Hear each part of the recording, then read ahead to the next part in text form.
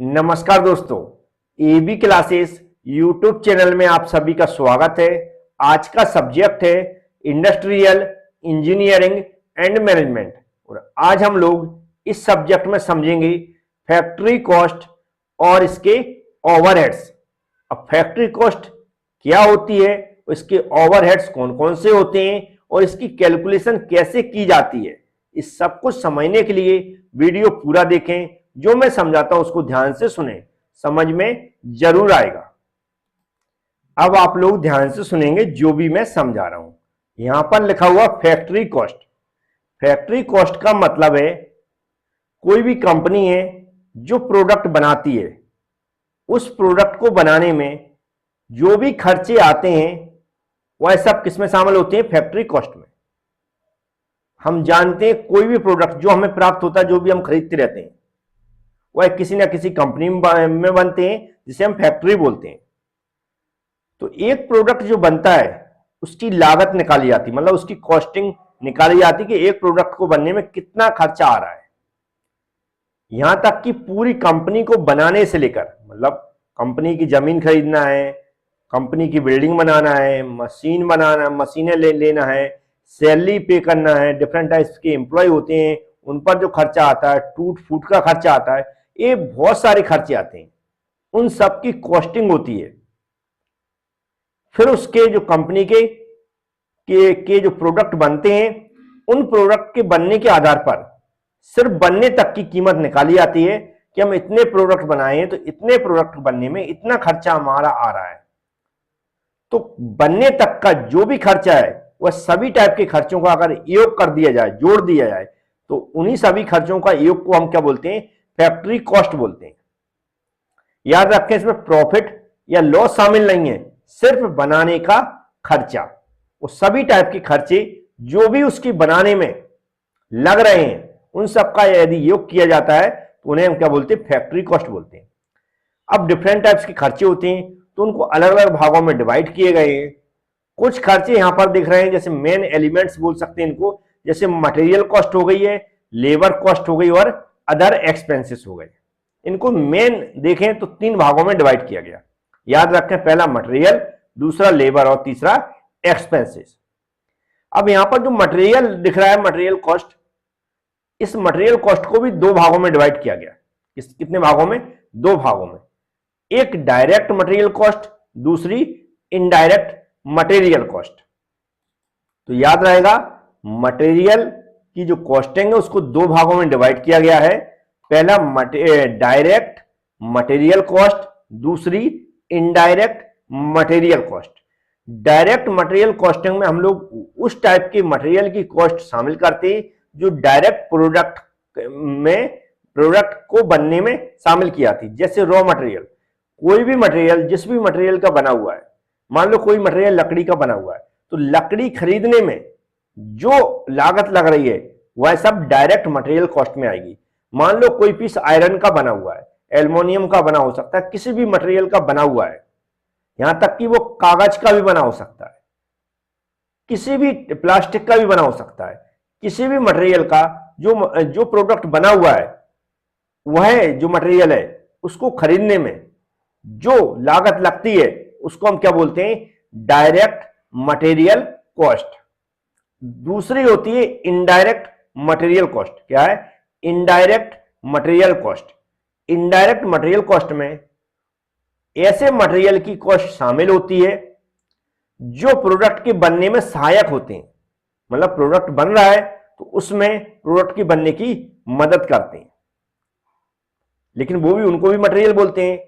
जैसे हमें ग्रीसिंग करना है मशीन की, क्या करना है? ग्रीसिंग करना है। कोई प्रोडक्ट अगर हमें मेल्ट करना है, भट्टी में जलाया जाना, तो उसमें कोयला खरीदना पड़ेगा। भाई कोयला होगा तभी तो प्रोडक्ट बनेगा, तो कोयला खरीदने होगा। कहीं हमें डीजल या पेट्रोल की आवश्यकता है किसी मशीन को चलाने के लिए, ऑयलिंग की आवश्यकता है, ग्रीस में बता चुका हूं। तो इस टाइप की जो मटेरियल की कॉस्ट आती है इसे हम बोलते हैं इनडायरेक्ट मटेरियल कॉस्ट, जो सिर्फ क्या रहती है? प्रोडक्ट के बनने में सहायक रहती है। जबकि हम लोग ऐसा नहीं बोलते कि प्रोडक्ट ग्रीस का बना हुआ है या फिर ऑयल का बना हुआ है या कोयले का बना हुआ है। हम लोग क्या बोलते हैं? ये प्रोडक्ट हमारा एल्युमिनियम का बना हुआ है, तो एल्युमिनियम का बना हुआ है या फिर आयरन का बना हुआ है, प्लास्टिक का बना हुआ है, या किसी भी टाइप का जो मटेरियल होता है उसका बना हुआ है। तो ये जो हम डायरेक्ट प्रोडक्ट के मटेरियल का नाम लेते हैं वो डायरेक्ट मटेरियल कॉस्ट होती है, लेकिन उसको बनाने में जो सहायक मटेरियल हैं उनके हम लोग नाम नहीं लेते हैं, लेकिन उनकी भी मदद ली जाती है प्रोडक्ट को बनाने में। तो जिनका हम डायरेक्ट लेते हैं नाम, जैसे हमारा प्रोडक्ट एल्युमिनियम का बना हुआ है तो ये डायरेक्ट मटेरियल कॉस्टिंग में आएगा।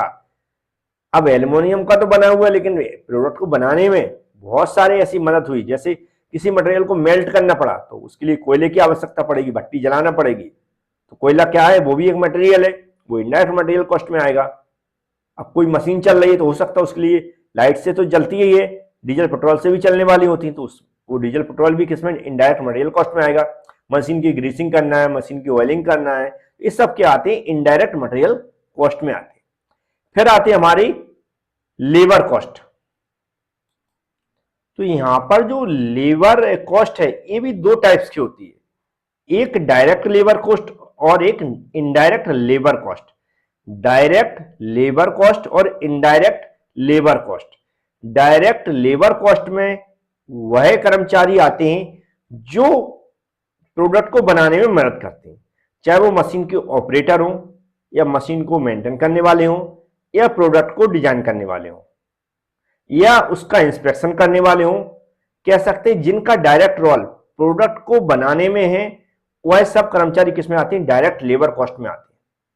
लेकिन दूसरे होते हैं indirect labour cost. Indirect labour cost में वह कर्मचारी आते हैं जो प्रशासनिक अधिकारी होते हैं, एडमिनिस्ट्रेशन डिपार्टमेंट में, चाहे वो अकाउंटेंट हो या अदर इसी तरह के मैनेजर होते हैं, और भी इस तरह के बहुत सारे लोग होते हैं जो प्रोडक्ट से कोई लेना देना नहीं, उनको ना प्रोडक्ट का इंस्पेक्शन करते हैं ना प्रोडक्ट को कभी देखते हैं, लेकिन हिसाब पूरा रखते हैं और कहीं ना कहीं पूरी कंपनी चलाने में उनका भी इंपॉर्टेंट रोल होता है। इसलिए उन सबको क्या बोलते हैं हम, इनडायरेक्ट लेबर कॉस्ट। समझ में आया? ऐसे कर्मचारी जो प्रोडक्शन से रिलेटेड रिलेशन रखते हैं, ऐसे कर्मचारी जो प्रोडक्शन से रिलेशन रखते हैं वह सब किस में आते हैं, प्रोडक्शन में। क्वालिटी भी हो सकता है, मतलब प्रोडक्ट बनने में सहायक होते हैं, चाहे वो क्वालिटी की बात करें, चाहे प्रोडक्शन की बात करें, चाहे उसकी पैकिंग की बात करें, चाहे एक जगह से दूसरी जगह ले जाने की बात करें, ये सब किस में आ रहे हैं, प्रोडक्ट से रिलेटेड कर्मचारी हैं, सबके सब डायरेक्ट लेबर कॉस्ट में आएंगे। लेकिन इनडायरेक्ट में हमने बताया एडमिनिस्ट्रेशन, अकाउंटेंट है, और जो हमारे बिल्कुल कंपनी को चलाने वाले अपर लेवल के, जो कभी प्लांट में अंदर घूमते भी नहीं, ऐसे सब अधिकारी किसमें आते हैं, इनडायरेक्ट लेबर कॉस्ट में आते हैं। समझ गए होंगे आप लेबर और जो डायरेक्ट लेबर कॉस्ट और इनडायरेक्ट लेबर कॉस्ट में क्या अंतर है। लेबर आती है लेकिन इनमें कॉस्ट क्यों लगा रहा हूं मैं, क्योंकि इनकी सैलरी आती है, इनकी कॉस्टिंग होती कंपनी से, मतलब भाई सैलरी देना पड़ती, वो सब किसमें ऐड होती, प्रोडक्ट में ऐड होती है। याद रखें, कोई प्रोडक्ट बनता है तो उसकी कॉस्टिंग होती है, सभी टाइप की कॉस्टिंग। जैसे आपको सैलरी मिलती है, उस पर जो मशीन में खर्च होता है, उसकी एक जगह से दूसरी जगह ले जाने में जो खर्च होता है, ट्रांसपोर्टेशन कॉस्ट बोलते हैं, सभी टाइप की कॉस्ट मिला के जब प्रोडक्ट की क्या निकाली जाती है, कीमत निकाली जाती है। इसलिए क्या मैं डायरेक्ट कॉस्ट और इनडायरेक्ट कॉस्ट दोनों तरह की समझाते हुए चल रहा हूं। अब इन दोनों खर्चों के अलावा जो खर्चे होते हैं उन्हें वो आते हैं एक्सपेंसेस, अदर खर्चे बोला जाता है इनको। क्या बोला जाता है, अदर खर्चे। ये भी दो टाइप्स के होते हैं, डायरेक्ट एक्सपेंसेस और इनडायरेक्ट एक्सपेंसेस। डायरेक्ट एक्सपेंसेस में वह खर्चे आते हैं जो कहीं ना कहीं हमारा प्रोडक्ट बनता है उसमें डायरेक्ट रोल होता है, लेकिन इनकी पूरी तरह से आवश्यकता नहीं होती। जैसे कोई प्रोडक्ट बन रहा है, अगर मान लो उसको बनाने के लिए हमें जिग और फिक्सर की जरूरत पड़ गई, या कोई स्पेशल टूल सिर्फ कुछ प्रोडक्ट के बनाने के लिए जरूरत पड़ गई, तो उसको खरीदना पड़ेगा, कहीं से मंगाना पड़ेगा या बनवाना पड़ेगा। तो इस टाइप के जो बीच बीच में खर्चे होते रहते हैं, वो वह खर्चे किसमें आते हैं, डायरेक्ट एक्सपेंसेस में आते हैं, क्योंकि इनका डायरेक्ट रोल कहां पर है, प्रोडक्ट के बनने में है। लेकिन ये ऐसे नहीं होते हैं कि मतलब परमानेंट होते हो, क्योंकि लेबर और मटेरियल कॉस्ट तो परमानेंट टाइप की भर्ती हो जाती है, लेकिन जो हमारे एक्सपेंसेस हैं डायरेक्ट या फिर इनडायरेक्ट एक्सपेंसेस ये कंपनी जरूरत पड़ने पर करती है। जैसे मैंने बताया डायरेक्ट एक्सपेंसेस, जैसे हम जिग और फिक्सर की जरूरत पड़ी, या कोई ऐसा प्रोडक्ट है जिसमें हमें कुछ स्पेशल टूल्स की आवश्यकता हो रही है, या उस प्रोडक्ट में कोई ऑपरेशन होना है, उसको उस ऑपरेशन को बाहर से करवाना है, या कोई असेंबली है, कोई एक आध प्रोडक्ट हमें बाहर से बनवाना है। तो इस टाइप के जो बीच बीच में खर्चे होते हैं उन्हें हम क्या बोलते हैं, डायरेक्ट एक्सपेंसेस। फिर आते हैं हमारे indirect expenses. Indirect expenses, indirect expenses में वो आते हैं कि जब हमारा प्रोडक्ट बन जाता है तो हमें कहीं ना कहीं उसका एडवर्टाइजमेंट करना पड़ता है, जिसे हम विज्ञापन बोलते हैं, है ना। ऐड आता है ना, मोबाइल में आता है, टीवी में आता है, जगह जगह पोस्टर लगे रहते हैं, तो इसे हम एडवर्टाइजमेंट बोलते हैं। ये जो विज्ञापन होता है इसमें भी खर्च कंपनी करना पड़ता है, तभी प्रोडक्ट हमारा सेलिंग होती है उसकी। इसके अलावा कंपनी के अंदर और भी बहुत सारे काम होते हैं, जैसे जो टेलीफोन वगैरह है इसका बिल होता है, बीमा वगैरह करवाना पड़ता है, जो कंपनियों में जो भी मशीन है, बिल्डिंग है, इन सब की बीमा होते हैं, उसकी भी प्रीमियम जाती है। बहुत सारे प्रोग्राम होते रहते हैं कंपनी के अंदर, कई बार हम सेलिब्रिटी वगैरह बुलाते रहते हैं, इन सब में भी अचानक बीच बीच में खर्चे होते रहते हैं, क्योंकि ऐसे तो है नहीं कि हर दिन होना है, लेकिन ये बीच बीच में करना पड़ते हैं, क्योंकि कंपनी को हमें रन कराना है तो उसकी पब्लिसिटी भी जरूरी है। तो इस टाइप के खर्चे जो रहते हैं उन्हें क्या बोलते हैं हम, इनडायरेक्ट एक्सपेंसेस। उम्मीद है आपको तीनों टाइप की जो मेन एलिमेंट्स है, मेन खर्चे, वो समझ में आ गए होंगे। अब हम बात करेंगे फैक्ट्री के ओवरहेड्स की। ये भी एक प्रकार के खर्चे होते हैं कंपनी में। तो ये डिफरेंट टाइप्स के होते हैं, प्रोडक्शन ओवरहेड्स होते हैं, एडमिनिस्ट्रेटिव ओवरहेड्स होते हैं, सेलिंग ओवरहेड्स होते हैं, डिस्ट्रीब्यूशन ओवरहेड्स होते हैं, रिसर्च एंड डेवलपमेंट ओवरहेड्स होते हैं। मतलब कंपनी का जो प्रोडक्ट बन रहा है उसमें जो कॉस्ट शामिल होती है, इनकी भी शामिल की जाती है। प्रोडक्शन ओवरहेड्स का मतलब है कि प्रोडक्शन से रिलेटेड जो खर्चे हो रहे हैं, खर्चे मतलब प्रोडक्ट बनाने में नहीं, प्रोडक्ट बनाने में सहायक होते हैं। जैसे हमने बिल्डिंग बनाई है, बिल्डिंग बनाने में खर्चा आया, वो हमारे ओवरहेड्स में नहीं है, लेकिन बिल्डिंग का हमने इंश्योरेंस करवाया, वो ओवरहेड्स में आ गया। बिल्डिंग भी रिपेयर होती रहती है, वो भी ओवरहेड्स में आ गया। जो हमने मशीनें खरीदी वह ओवरहेड्स में नहीं है, लेकिन मशीनें बीच बीच में खराब होती रहती हैं, उसके जो अचानक खर्चे आते रहते हैं वह ओवरहेड्स में आए। ओवरहेड्स में मतलब होता है, नॉर्मली हम देखें कि जिनका हमें पहले से पता नहीं है, जो फिक्स नहीं है कि ये खर्चे हमारे आ सकते हैं, लेकिन आ जाते हैं। ऐसे हमारी लाइट का बिल होता, कभी ऊपर नीचे होता रहता है, वो भी हमारे किस में आ जाएगा, प्रोडक्शन ओवरहेड्स में आ जाता है। जो इंस्पेक्शन हम लोग होता वो करवाते हैं, वो भी हमारा ओवरहेड्स में आता है।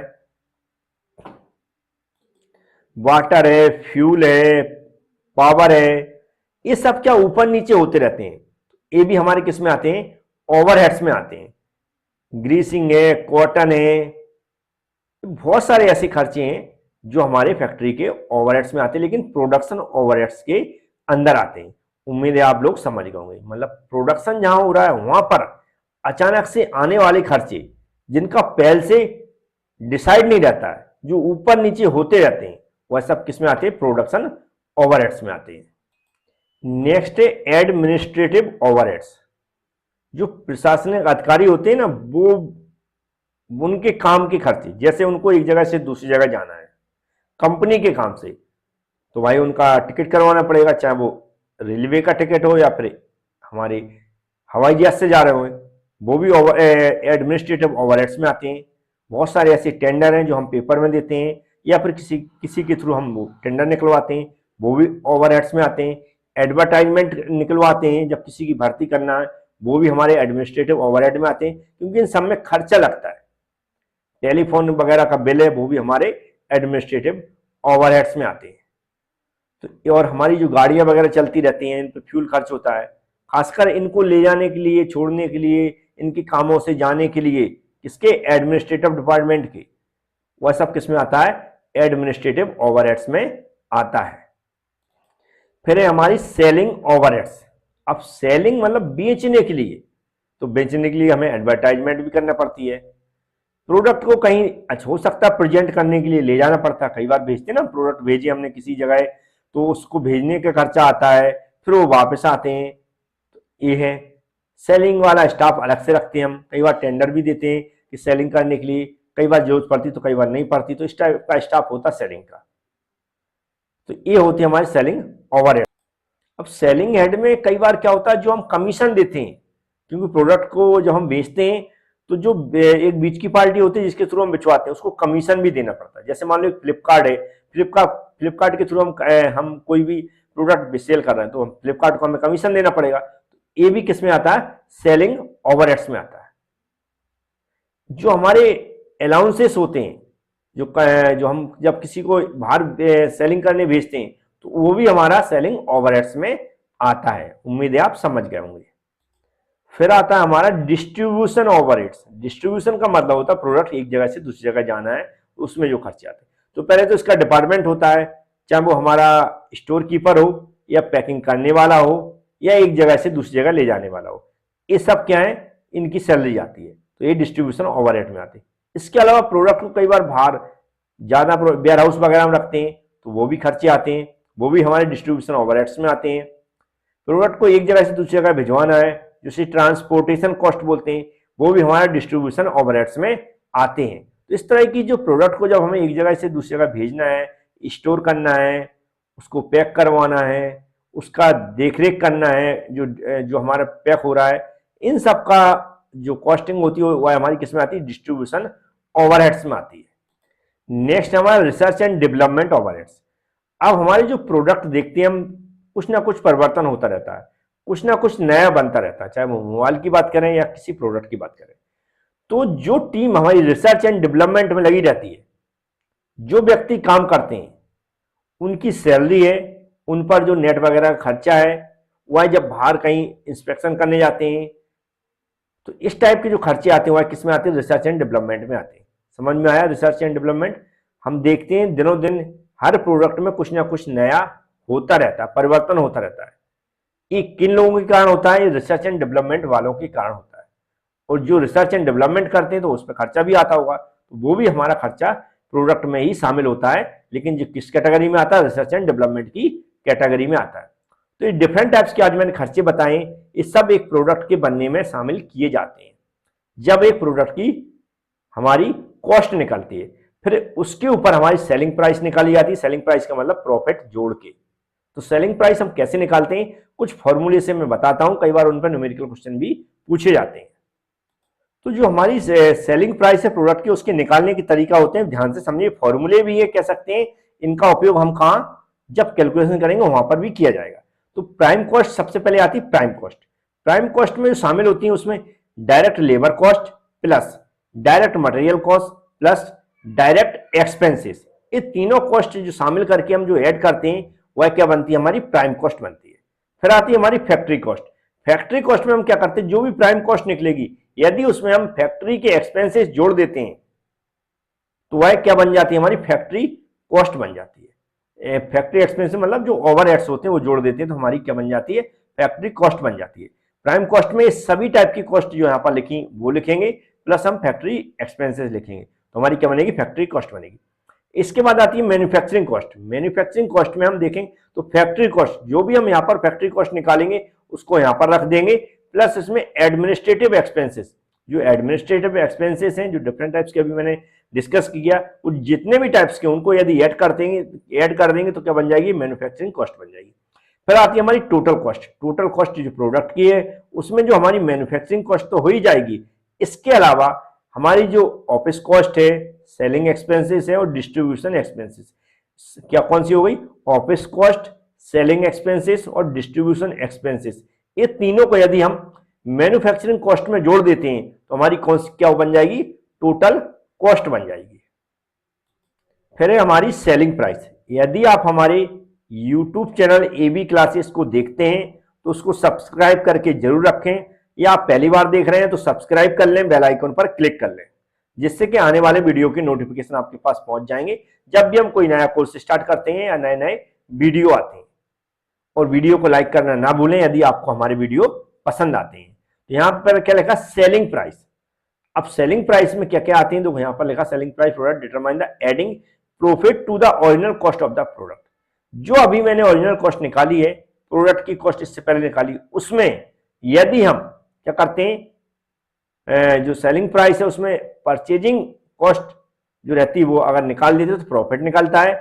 हम क्या करते हैं इसमें जो भी न्यूमेरिकल रहते हैं उसमें प्रॉफिट या लॉस निकालने की कोशिश करते हैं। इसलिए इस तरह के फॉर्मूले आप सोच रहे हो कैसे लिखे, तो हम क्या करते हैं इसमें जैसे सेलिंग प्राइस इक्वल निकालेंगे तो क्या हो जाएगा प्रॉफिट प्लस परचेज प्राइस ऐसे है ना। तो हम क्या करते हैं प्रॉफिट या लॉस निकालते। तो इस आधार पर यदि हमें सेलिंग प्राइस पता है किसी प्रोडक्ट की या डिसाइड कर ली है और जो हमारी कॉस्ट पूरी कंप्लीट बनने में आई उसको अगर माइनस कर देंगे तो हमारा प्रॉफिट निकल आएगा।